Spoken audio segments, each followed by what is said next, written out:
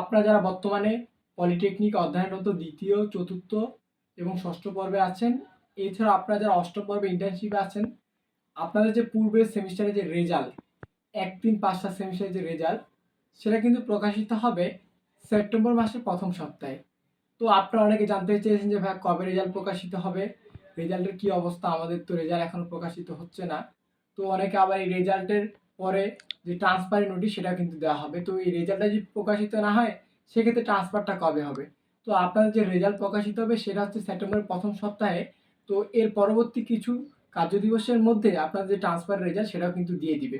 তো আপনারা যারা আবেদন করেছেন তো আপনাদের রেজাল্ট পেয়ে যাবেন ট্রান্সফারেরটাও। তো এই সোর্সটা হচ্ছে একটা ইন্টারনাল সোর্স।